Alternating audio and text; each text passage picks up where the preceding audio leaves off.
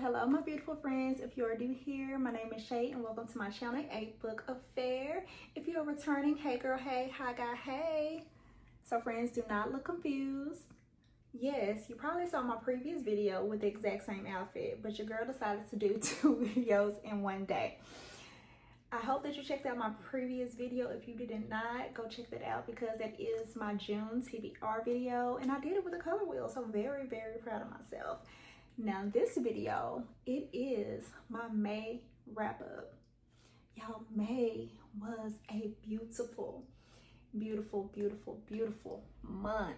Beautiful reading month because I was in a reading slump April. April was hard for you, girl. And so I did get back into reading at the end of April leading into May. I want to say like April 29th or something. Even before then, I tried to read, I believe 2 books and it just didn't do it for me. But when I got into my reading bag again for May, it was hard to stop. So I will go ahead and share with you guys these 7 books that I did read. It's really 6 because one went from like April 29th to like May 3rd, but we're still gonna count it because why the hell not? I'm not going to go into full details on the books I have done previous vlogs about, and when I get to those books I will let you guys know and make sure that I do at least put in the description the previous video so you guys can go and really get my full-on real life response while I was reading those books. But for the other books where I really did not give my insight on because I did not vlog them, I will definitely give you more so a mouthful here. So starting off, the book that I did start off at the end of April going into May was The Unmaking of June Farrell by Adrienne Young. That book, along with Rock, Paper, Scissors by Alice Feeney and The Last Letter by Rebecca Yarros, those 3 books were actually done in my previous book vlog. So if you have not seen those, please go ahead and check it out. In that video, I did give a more in-depth reaction, let's say, to how I felt with those books. Now, The Unmaking of June Farrell, it was a bit slow for me. I'm not going to go into too heavy detail, but it was too slow for me. But I really did like, I guess you could say, the magic system on what it is that June discovered that caused the curse for her and the other women in her family. I actually rated that one a, what did I rate it? I think I rated that one a 3 out of 5 stars. Again, it wasn't bad. I know that there are people that absolutely love it, absolutely enjoyed it. Just for me, it was a bit slower, but I still would absolutely recommend it because reading is subjective, right? And honestly, it wouldn't be right for me to tell you not to read Adrienne Young's books. Next book was Rock, Paper, Scissors by Alice Feeney. Now, I don't know what I expected. I guess I expected more of a fast-paced, gripping thriller. And honestly, Rock, Paper, Scissors was not that for me. But it wasn't a bad book. It wasn't a bad book. When the twist twisted, they twisted. And so I did enjoy it, but it really was a bit confusing for me early on because of the multiple POVs. But again, once a certain thing was uncovered regarding a person, I was like, dang, Alice. Like, how did you even come up with this? And so the book, it still was enjoyable. I rated that a 3.5 stars. I would like to possibly read another Alice Feeney book, maybe. But again, if that's how her books are, I'm going to have to really go in just with a different mindset and just really be prepared to like allow it to be a lot going on. And because again, I still kind of was like invested into the story.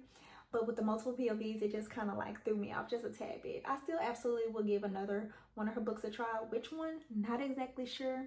But again, I feel like 3.5 stars is not that bad because the twist absolutely made up for the prior confusion. So that was book 2. Now book 3, I am not going to go into this because again, this book along with the previous 2 were all a part of a reading vlog. But Rebecca Yarros ripped my heart out and stomped it in The Last Letter. It was a beautiful story. It was a beautiful story, but it was heartbreaking. I will say that it was absolutely heartbreaking. I do not believe the last heartbreak was necessary, but hey, she did what she needed to do, and therefore I'm going to tread very lightly with my next reads of hers, the ones that are not fantasy related, I'm going to tread very lightly because honestly, I'm trying to avoid crying in other books, especially if I know the book is really going to pull on my heartstrings. I'm really trying to be very cautious right now. I need a little break from all the crying and cleansing I did because of that book, but it was absolutely beautiful. I will say once again, do not read it if you're not really in the space of crying. And a few triggers are death for not only adults but also for children. So I will kind of just give you that. Now the next book is the book by my sister Sydney Monet, and that is 957, y'all. Also, that book made me cry too. Talking about, okay, May was the month of tears. Okay, now 957, it made me cry. And when I finished the book, I read it on Kindle. When I finished the book, I called my sister and I just was questioning her, like, why would you do that? Like, why would you do that? Like, why would you do that? It was a really great story. And what I really love most about it is, obviously, you know, we were born and raised in Dallas, Texas. And so in the story, my sister did actually have inspirations like throughout our life and just being raised here in Dallas, Texas. And so a lot of things were familiar, and even the characters were familiar, right? And so she just did a really, really good job. And I definitely think y'all should like absolutely check it out. Absolutely, I would for sure recommend it. You can get it on Amazon as well as Barnes and Noble. I know I did not mention that. I believe the first time I did share with y'all that her book released, but yes, you can get it Barnes and Noble as well as Amazon. But 957 was great. Let me actually read you guys my review from Goodreads. So this review says, and it's no spoilers, I was completely hooked from the very beginning. The ending was a cliffhanger. My mouth stayed wide open when I realized there wasn't more pages after. Victoria is an interesting female character. Her decisions work every nerve in my body. LOL. I want so much more for Caleb and hope to get some closure in the next book and for Victoria. Beautiful, beautiful, beautiful book. So that's 957 by Sydney Monet. Would absolutely recommend it. And if any of you guys do actually check it out, please be sure you come back and to let me know your thoughts about it. Okay, moving on to the fifth book that I read for the month of May is Can't Get Enough by Kennedy Ryan. I don't even know what to say on this, like about this, but it was beautiful. I loved it. I loved it. I just love Hendrix. Like, I love that she marches to the beat of her own drum despite what society says about women who are bosses, but women who choose to not have children. I absolutely love that she stayed true to herself throughout. She does not mind being the rich auntie. And I could tell that from the very first time she was introduced in Yasmin's story. I just loved it. I just loved it. I loved her. I love Maverick for her. Like, literally, you know, I know they be like in the book community. You know, I've seen videos of other booktubers like talk about their book boyfriends, and I've never necessarily like had a book boyfriend, right? But Maverick, that man, he pays attention. He paid attention to Hendrix, and I just love how attentive he was. So if I had to choose a book boyfriend today, it would be Maverick. Absolutely loved him. Absolutely loved him for Hendrix. Absolutely loved Hendrix for Maverick. It was just beautiful. It was absolutely beautiful, and it wrapped up so nicely. And just the way that she handled, you know, her mom's illness, and how her friends were supportive, and just how she again was just going through life with her businesses, her business partnerships, her trying to really even decide like, hey, like, is it worth sacrificing this for a relationship? It was just done so beautifully. Absolutely love Hendrix. That's my girl. That's my girl. That's all I'm gonna say. Absolutely read it. If you have not read the Skyline series, read it. I was late to the party, okay, because I was scared. I was scared to read before I let go. Why? I don't know, because I think the synopsis, and I was like newly married, and I was like, I don't know if I want to read something like that. Kennedy Ryan ate it up. So I'm gonna stop there. Can't Get Enough by Kennedy Ryan. was also 5 stars if I did not say that. Okay, y'all, so book 6 is Love Radio by Ebony Liddell. Now, when I got off of Can't Get Enough, I was like, okay, I want to read something else, but I wasn't exactly sure what. I still wanted like a feel good, pretty much. I was in the mood for a feel good. And Love Radio was exactly that. It is exactly that. I'm going to read you guys my actual review on Goodreads. So for Love Radio, I said, this was the cutest YA love story. Prince is an absolute sweetheart, and I enjoyed seeing the growth that Danielle made. The Black experience was everything in this book, especially the process of taking down our braids, LOL. I also enjoyed seeing how deep Prince's love of music went and Danielle's when it came to reading and writing. All aspects of this book was so well done. I also love witnessing the family and friend dynamics. Beautiful. I truly meant absolutely all of that. It was done so well, and again, it was so nostalgic, right? You had, you know, Danielle, I believe she was 17. You know, she's seen her parents who have been together for like 20 something years, like love, and because of something she experienced, she kind of just was shut off to that. You know, her mom loved the typical, like the Love Jones, the love and basketball movies, and she just was like, that stuff doesn't exist, until Prince won her over, and it just was beautiful, and it was done so tastefully, right? It was done so tastefully. It was beautiful. It was such a beautiful story, and it was just like, man, like, I really hope that there is someone that's 17 and like, you know, 18, they're getting ready to graduate from high school, they've applied to college, and they just experienced that type of like pure love. It was just beautiful. I just was like, May is doing it for me. May is doing it for me. So that was actually my fifth. Oh my God, did I have 4? No, 4. Did I have 4 5 stars in the month of May? I did. That was my 4th 5-star in the month of May. Love Radio by Ebony Liddell. Crazy. Beautiful month. All right, so on to the 7th book and the final book, Listen for the Lie by Amy Tintera. This is a book I have been wanting to read for quite some time, but I want to read a book with a podcast element because honestly, Lisa Jules, None of This Is True, was done very well. And honestly, I went in with the same expectations, which I know I should not have, is not fair to an author. And so I did actually rate Listen for the Lie a 3.5.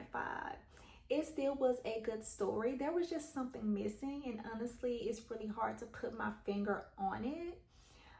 I feel like there was a lot going on, but again, it was a podcast, right? And you needed certain people's perspectives to get an understanding of like the case and how they felt about Lucy, you know, allegedly killing her best friend. Now, when the story came out as far as like the truth and how it unraveled, I was like, oh, okay. But still, there was something like missing where I wasn't completely shocked. Like, I was shocked because I'm never good at guessing these things, but it still was something. There was still something more I needed. So that's the only reason I gave it a 3.5. I would absolutely still recommend this book to anyone. Again, reading is subjective. I'm not going to tell anyone to not read an author because, hey, that's their livelihood. That is their art. They're creative. I can't do what they do. But just for me, it just needed a bit more. And a what? Not exactly sure. But that's why I decided to settle on a 3.5 instead of like a 4 or higher. So that was Listen for the Lie by Amy Tintera. And so yeah, y'all, I think that was it. That was the 7 books. And so I'm just gonna repeat them for you guys. So the first book was The Unmaking of June Farrow by Adrienne Young. Book 2, Rock, Paper, Scissors by Alice Feeney. Book 3, The Last Letter by Rebecca Yarros. Book 4, 957 by Sydney Monet. Book 5, Can't Get Enough by Kennedy Ryan. Book 6, Love Radio by Ebony Liddell. And Book 7, Listen for the Lie by Amy Tintera. I hope you guys enjoyed this May wrap up. Again, it was such a beautiful month. I normally do not get to read 6 and 7 books a month. Not exactly sure how I did that. Now I'm working full-time again and still have, you know, my own things going on. Like, I don't know how I did it, but I did it. Of course, audiobooks helped, but it was great. It was beautiful. Really enjoyed it, and I really needed it. And so I definitely can't wait to jump into these books for June, and I will see y'all in the next one. Hey friends, Future Me here. I'm gonna make this really quick. Last night I realized after I filmed my May wrap up, I realized I actually like freaking left out a book. So again, I'm gonna make this very brief. The actual 8th book? How many books did I do? Did I do 6, 7? I did 7. So the actual 8th book that I did read by DNF'd is The Most by Jessica Anthony. And if I'm not mistaken, I actually was trying to read this before Love Radio, but again, I need to actually check my Fable to exactly see what order I read it. However, this is like a very short story that I got, I want to say last year. Another booktuber recommended it, and honestly, the way she had described it, I remember it like it actually catching my attention, but just the writing style I think just isn't for me. I only got to page 57, which would have been the start of chapter 5. Pretty much what this book was about, this woman, Kathleen, she decided to not go to church with her husband and her 2 sons one Sunday morning. It is November, and it is actually like quite hot for it to be November where they live, in Delaware. I think they're in Delaware. They're somewhere up north. So it's very abnormal. And so she told her husband she wasn't feeling well. He goes to church, the boys go to church, they come home, and they're surprised because she's in the pool. You know, he's talking to her and she's just refusing to like come out. And so they've kind of shared some background information on her. She actually was a very good tennis champion in college, but they got married after, and now she's like this housewife. It seems like the husband has dabbled in some extramarital affairs. He possibly thinks she doesn't know about it, but reading her perspective, she does. And actually both of their perspectives were given in this book, which I think also was like a bit wonky though, because honestly I can do a dual POV, but it has to be pretty seamless and flow well. The flow just wasn't there for me. And again, I only got to chapter 4, but it was really hard to even read those 4 chapters. It just wasn't really engaging, and I really wanted to finish it because the book is like only, I think, 144 pages. But yeah, it just wasn't there for me. So a DNF, I think I finished at about maybe 40-ish%, give or take. But yeah, that's The Most by Jessica Anthony. I'm definitely gonna give this book away because there's no point of like being on my shelf